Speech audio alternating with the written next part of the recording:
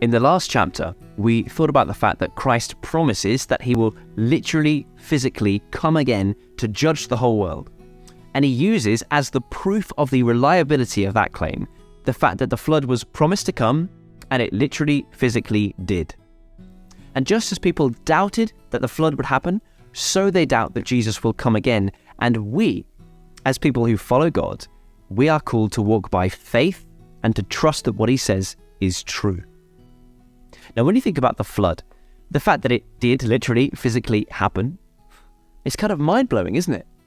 Wherever you are right now, just have a little look around.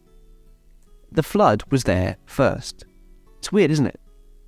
Every square inch of space that you can see, right up to the height of Mount Everest, right? The flood covered the tallest mountain after all that space was once underwater.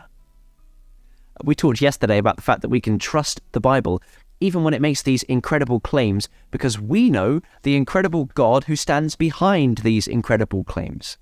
The waters of the flood covered the entire planet. Your chair, or the space where you are sitting, was once completely underwater. Your home, your town, your country, everything, all of it was deep, deep underwater.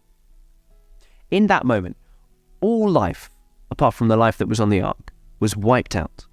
All people, apart from those who were on the ark, were taken through the curtain of death into the presence of God and called to give an account to the Almighty for how they had used the time and the life and the strength that he gave them. Well, in this chapter, the floodwaters recede. The dove comes back with a leaf, the ark touches down on Mount Ararat, and humanity begins again. And we're supposed to see this as a kind of fresh start. We're supposed to pick up on the poetry here. If Genesis 1 was a creation narrative, Genesis 8 is like a recreation narrative. In both chapters, we start with the waters covering the earth, and then a ruach, which means spirit in chapter 1, but wind in chapter 8 is the same word.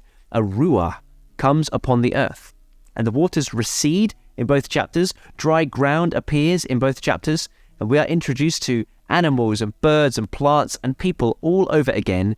And when the ark finally settles and the doors finally open, Noah and his family step out into what is really a new world. And things get off to a great start. You couldn't ask for better than this. They build an altar and they sacrifice some of the clean animals. There are more than 2 of those, of course. And they worship God. This is, in fact, the first explicit mention of sacrifice in the entire Bible. It was an act of great awareness from Noah and great humility as well. We'll talk later about the purpose of sacrifice, especially as we come on to the book of Leviticus. But it's enough for now to say that Noah and his family do this as a way of honoring God. They are recognizing that they are saved because of God and not because of themselves. This is proof that they're not thinking, well, we were clever enough to build an ark. We were moral enough to be preserved. We were brave enough to lock ourselves inside the animal enclosure at the zoo. Aren't we great? No. They sacrifice, and it shows that they know where the power lies. They know where the glory belongs. It belongs to God. They are saved as we are saved by his grace, and grace alone. So Noah and his family have a chance to start over here.